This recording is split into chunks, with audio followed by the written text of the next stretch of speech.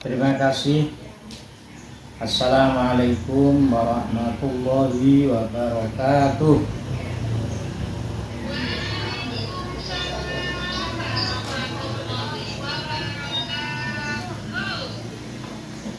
A'udzu billahi minasyaitonir rajim. Bismillahirrahmanirrahim.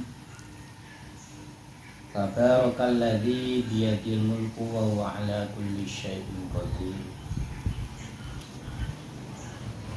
Rabbana taqabbal minna innaka antas samiul alim wa tub alaina innaka antat tawwabur rahim. Qul ja'al haqq wa zaqal batil innal batila kana zahuqa. Para jamaah yang saya muliakan, alhamdulillah pada pagi hari ini kita semuanya dalam keadaan sehat jasmani dan rohani. Mari kita bersama-sama tetap thalabul ilmi, mencari ilmu demi kebaikan amal kita. Semoga tetap menjadi yang bermanfaat dan barokah. Bismillahirrahmanirrahim. Qala muallif rahimahullah. Wa min ma'asil badani uququl walidaini wal firaru minaz zahfi wa qati'atur rahimi wa ida'ul jari walau kafiron lahu amanun adzan dhabiran. Para jamaah yang saya muliakan, di antara sesuatu yang kita lakukan, yang namanya badan itu seluruh anggota tubuh, bila kita lakukan itu hukumnya adalah haram dan tentu tidak diperbolehkan, sebisa mungkin kita hindari, yaitu uququl walidaini. Yang pertama, kita itu berani terhadap kedua orang tua. Apa dalam arti uququl walidaini? Uququl walidaini adalah ma yata'addayani bihi, yaitu kedua orang kita merasa tersakiti dengan apa yang kita lakukan.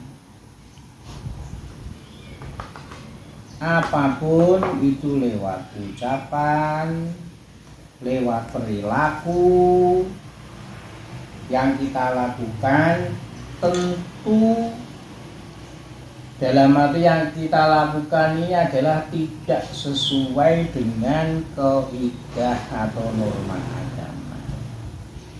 Misalkan kalau kita punya orang tua ini zalim atau munafik, tidak pernah melakukan sholat, tidak pernah beramal baik. Ketika kita melakukan sholat itu kan perintah agama, perintah Allah. Orang tua kita itu tidak menerima sakit hatinya, itu berarti bukan kategori kita itu menyakiti atau berani terhadap orang tua, karena yang kita jalankan itu adalah perintah Allah. Ya, misalkan yang mudah sajalah, ada artis yang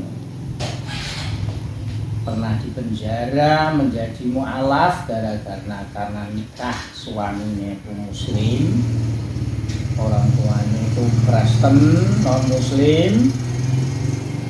Dia tahu bahwa apa yang dia lakukan yaitu mu'alaf, memeluk agama Islam, sholat, membaca Al-Quran, dan menjalankan perintah-perintah agama yang lain itu secara kasat mata, secara zahir adalah menyakiti orang tua.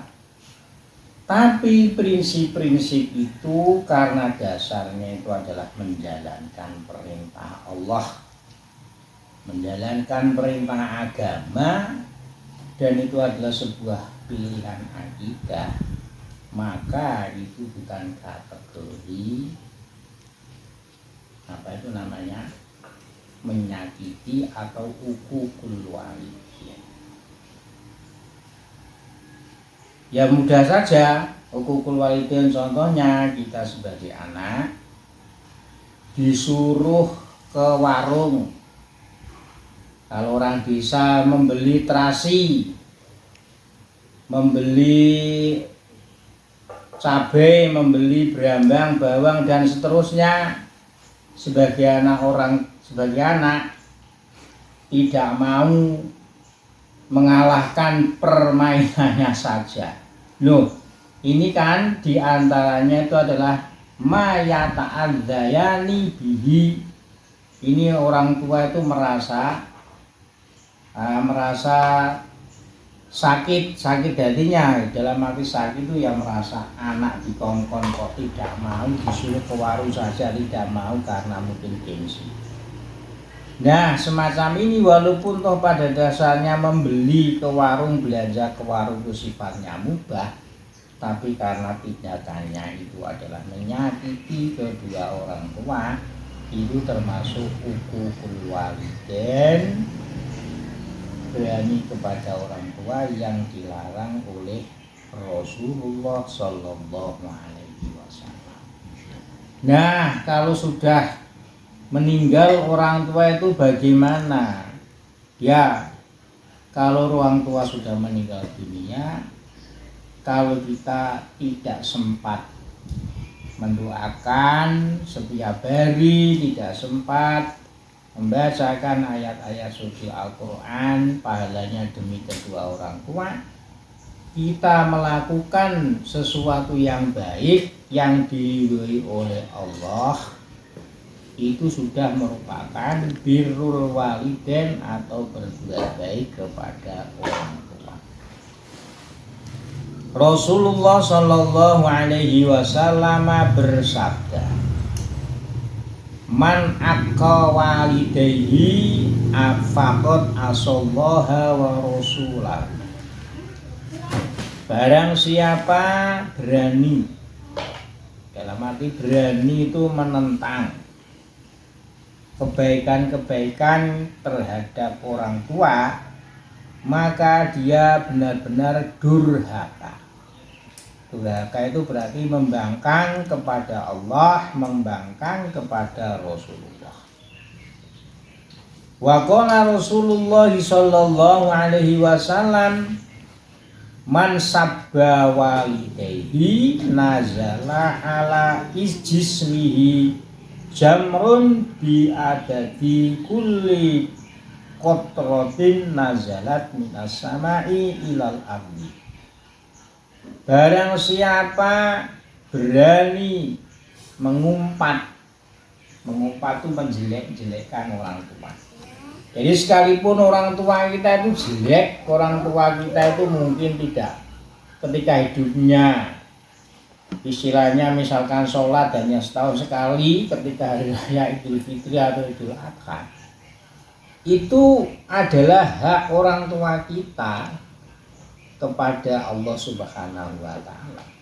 Sedangkan hak kita sebagai anak terhadap orang tua, sekalipun toh orang tua kita sudah meninggal, kita tetap wajib birrul walidain, berbuat baik kepada mereka kedua orang tua kita, baik ketika masih hidup atau sudah meninggal dunia. Jadi tidak boleh kita membicarakan kedua orang tua kita, perilaku orang tua kita yang tidak baik ketika hidupnya. Diceritakan orang tua saya seperti ini karena orang dulu orang tua saya itu begini. Nah, ini namanya sabba. Sabah itu mengumpat, menjelek-jelekkan kepada orang tua. Nah, kalau ada anak semacam ini sesuai sabda Rasulullah, maka pada tubuhnya akan turun api. Jamrun itu api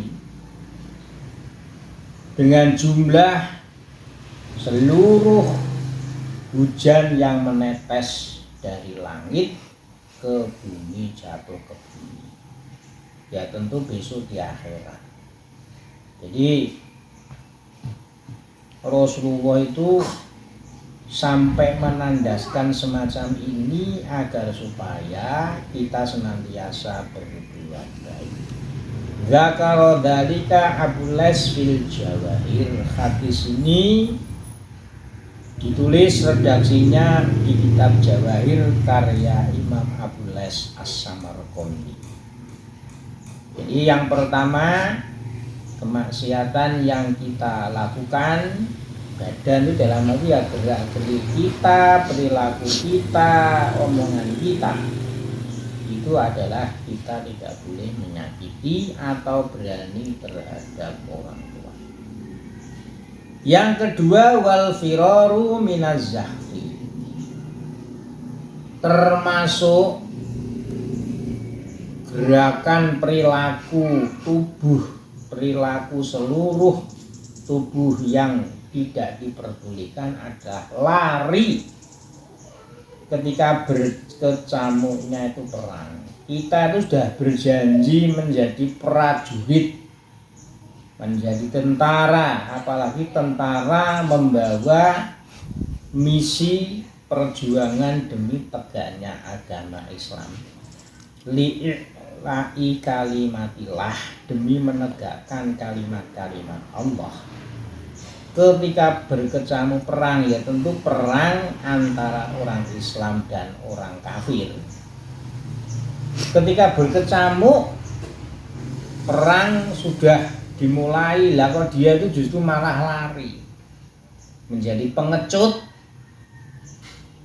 ini hukumnya adalah haram. Ini termasuk dosa besar. Ini ada cerita, ini kalau di Indonesia ini tetangga saya ini ada. Sebenarnya dia tuh belum pensiun menjadi TNI. Kelihatannya kalau tidak keliru itu ketika ditugaskan ke Papua, dia itu istilahnya itu sebagai pemimpinnya satu kompi. Nah, ketika diserang KKB, dia itu justru malah melarikan, ya istilahnya itu lari, anak buahnya itu ditinggalkan. Akhirnya dia itu kan ketahuan, kemudian dia itu dihajar oleh atasan-atasannya, sehingga dia itu kapok, akhirnya itu pensiun dini. Ya, sekarang itu sakit-sakitan ya, karena diantara pecundang atau perilaku yang tidak diperbolehkan justru di sini dilarang. Hukumnya itu dosa, adalah melarikan diri ketika perang ini sudah berkecamuk. Berbeda kalau ya dia sebagai TNI, sebagai prajurit, tidak ada peperangan yang penting, dia misalkan mengundurkan diri, ya monggo. Tapi ketika sudah dimulainya terjadi berkecamuknya perang, dia cukup melarikan diri, ini adalah mental pecundang dan ini hukumnya adalah dosa. Apalagi dia muslim, lawannya itu adalah orang kafir, ini dosa, tidak diperbolehkan.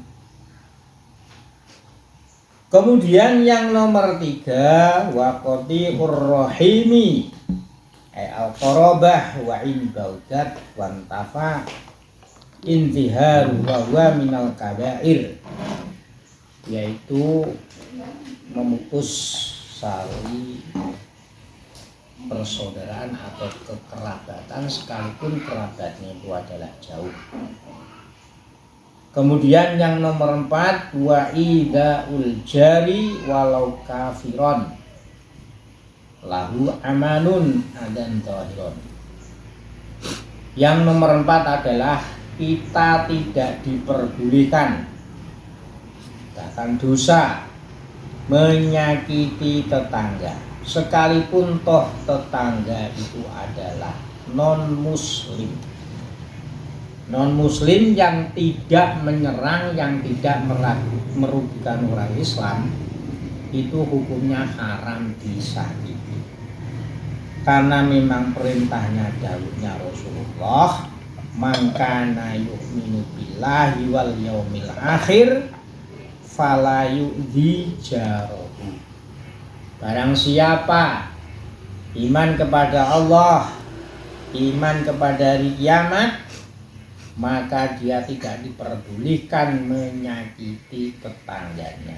Nah, dalam hal ini Rasulullah tidak mendefinisikan tetangga yang Islam apa tetangga yang non-muslim, tidak.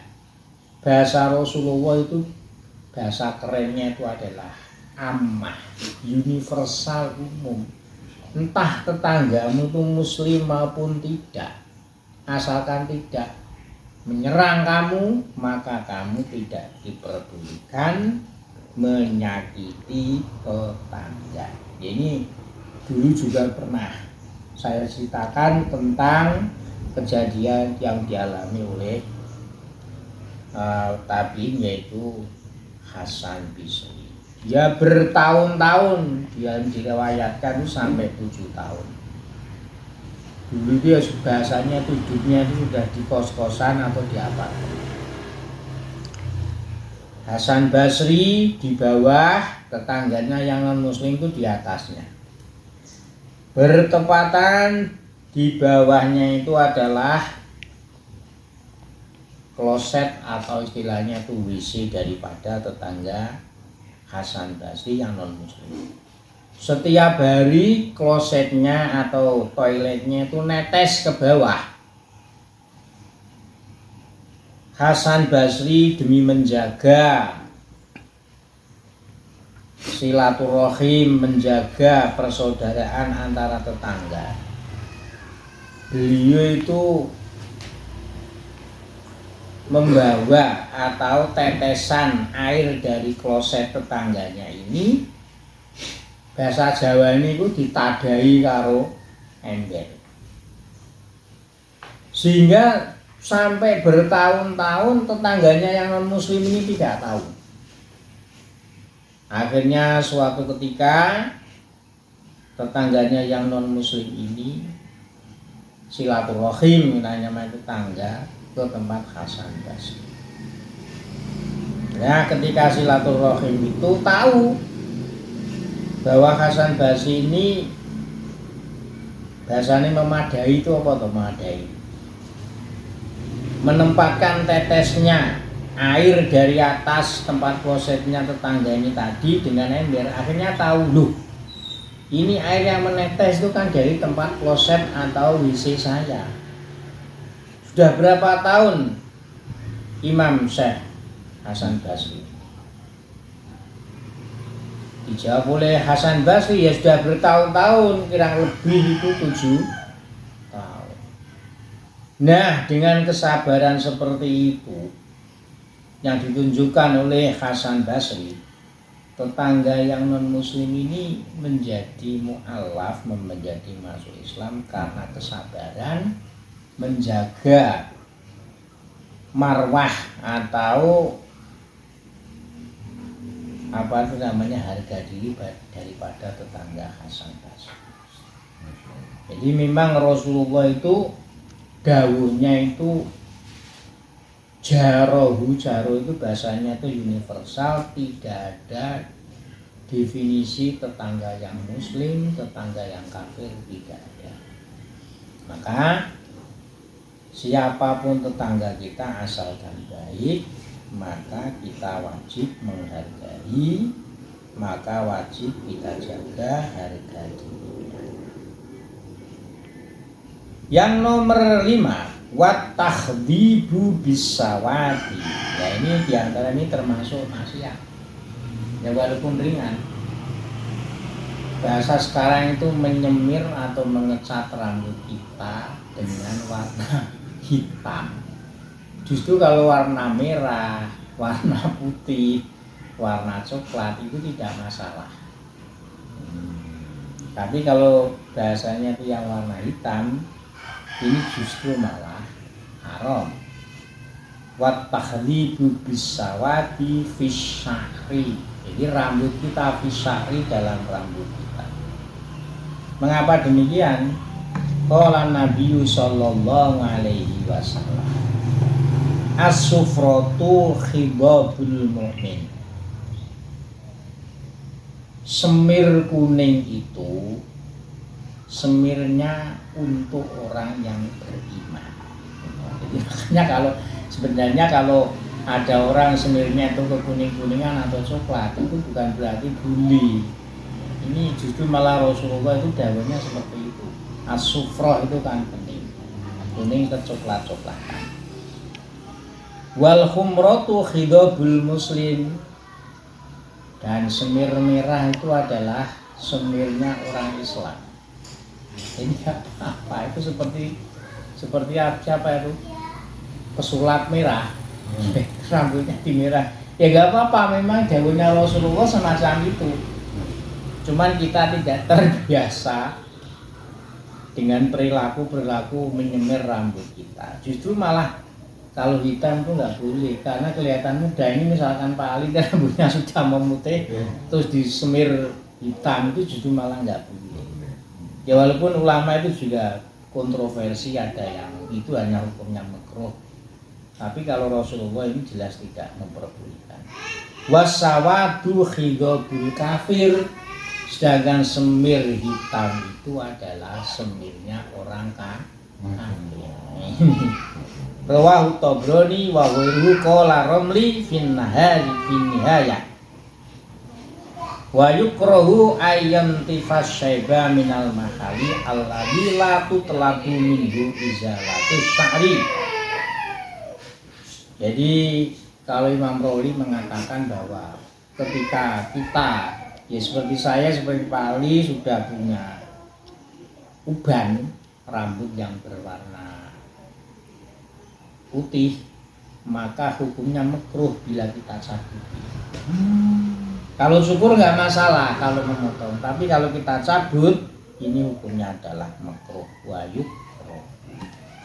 Karena kalau mencabut itu kan otomatis menghilangkan dari akar tumbuh daripada rambut atau uban itu sendiri. Maka di sini hukumnya menurut Imam Romli adalah makruh.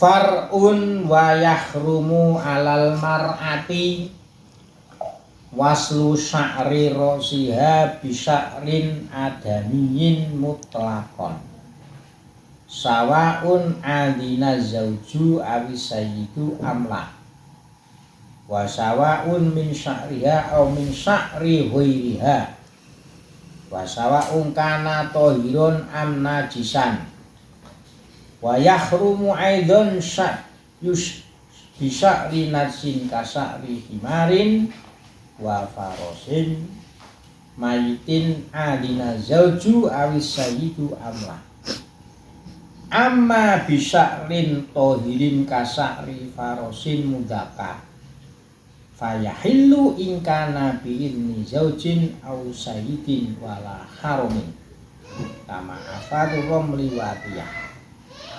Ini peringatan bagi para wanita. Hukumnya haram bagi seorang wanita menyambung rambutnya dengan rambut yang lain.